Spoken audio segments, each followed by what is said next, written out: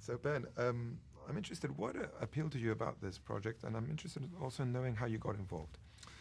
What appealed to me about this project was, it's in some ways hard to explain. You get hit in the head with a script and go, "Wow, this is great." And what made it great to me was that it seemed real. It surprised me. It was thrilling. It was funny.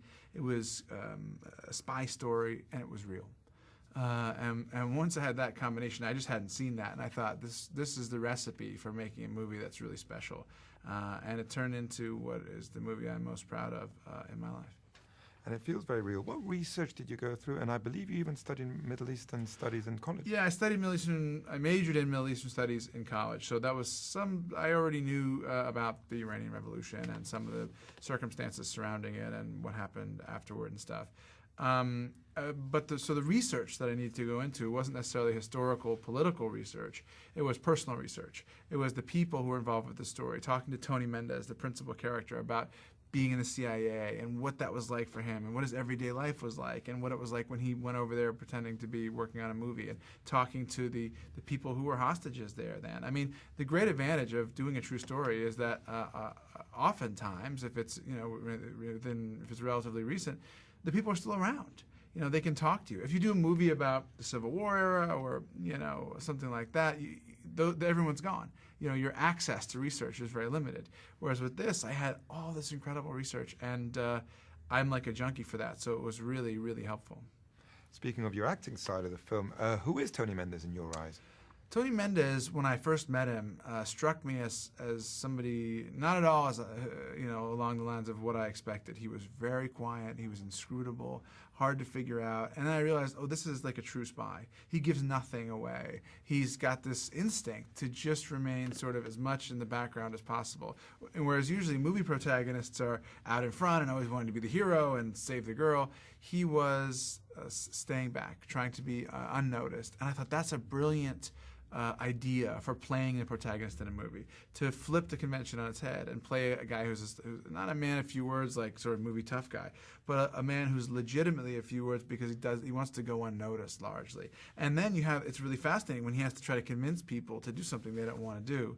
And Tony himself was just an amazing, the first time I met him, he met me in this old CIA bar where Aldrich Ames had given away all the names of American agents to his Russian handlers. This is a guy who did this for real. And that kept striking me every time I talked to him. So as an actor, fascinating role to play then, right? It was fascinating. It was fascinating to play Tony. It was fascinating to be immersed in this world, to try to finesse the period stuff. And to try to take this incredibly sort of unrealistic situation in the sense that no one would believe it if you told them, and make it real as an actor and as a director. Speaking of finessing, you create an incredible balance between the drama, even the thriller aspect of it, and some humor. Was that hard to get? It was the thing that scared me the most, that balance, the drama, the humor, the thrills, the scares. And then, I just figured, the secret is just do it real. If the comedy is real, it won't make the movie seem ridiculous. If you're winking at the audience, then all of a sudden it seems like, well, we don't have to take this movie that seriously, so we don't have to take it seriously when these people's lives are in danger. And I was lucky to have, John Goodman and Alan Arkin, because they're master actors and master comedians, and they understand that comedy is rooted in truth and in realism. And so you watch them say some like outrageous stuff and do kind of outrageous things, but they're so convincing that you think they're real people, and so it doesn't corrupt, your perception of the movie. The truth is that you're not just an actor that people want to work for now, you're a director everyone wants to work with. And I wanted to ask you about that great cast that you have, that great supporting cast that you have in this film. I got very lucky. I think I have to say, I think the script had as much, if not more, to do with attracting people, but I was fortunate. I've been fortunate all three of my movies that I directed to have worked with amazing actors. And I also think that, if there's anything that's different about me in terms of working with actors, it's just I believe that acting makes movies work. I've never seen a movie that I loved where I didn't like the acting. So I know that if the acting's not working, I'm finished. So I give the actors as much latitude as possible. I give them a huge amount of respect. I invite them into the process as deeply as they want to be involved. And I think that's rewarding for actors, because a lot of times they're used to being treated as, chattel. Film takes place in different scenarios. We have Hollywood, we have Washington, and we have Iran, and you shot in Turkey. What was it like to shoot in Turkey and to create those three scenarios? Turkey was, we had a wonderful experience there. It was really, people were cooperative, they were lovely, they were enthusiastic. The city's incredible, Istanbul. So it was wonderful in that way. And I would recommend to anybody to shoot there and to travel there, because it's amazing. That whole sort of East meets West feel is so rich and so potent, and it's present in the whole city. We weren't able to get as many Farsi-speaking Iranians as I had hoped, because many of them, I was told, were afraid that if they were in the movie that there'd be reprisals against their family back in Iran, which was just a reminder of this kind of dark and Stalinist government that's still present there, But, in terms of shooting in Turkey and trying to create Tehran, the big thing we needed was extras, thousands and thousands of extras, and protest and yelling and chanting and doing it in Farsi, which, of course, is not their native language.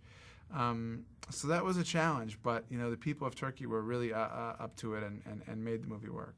Seeing the film, one thinks, wow, real-life events can be more extraordinary than the wildest fiction you can imagine. I know, it's true. You do think the old truth is stranger than fiction has never been more applicable than this movie, I don't think. At least it ties for first, because who would ever imagine that this would be the tack that would be taken by the CIA, that it would be successful? I also felt the film, without giving you a specific message, I felt hopeful when I left the theater. It has that feeling of hope.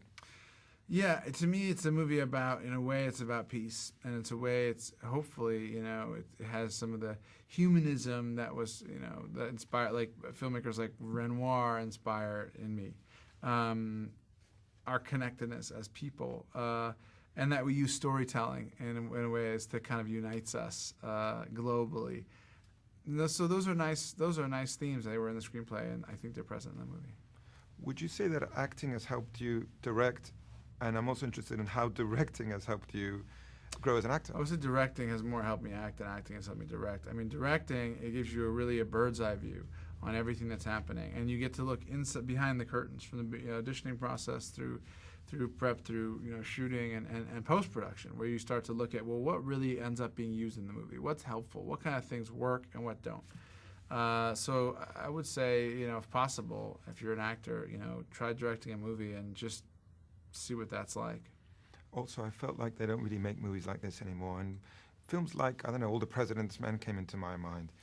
Yeah, All the President's Men was a big influence, on particularly the CIA stuff, and Sidney Lumet and Pakula and Cassavetes, and so many of the great 70s filmmakers were influential on me, because I wanted to make the movie feel like a 70s movie in the hopes that would help the audience subconsciously believe that they were watching something that actually took place in the 70s.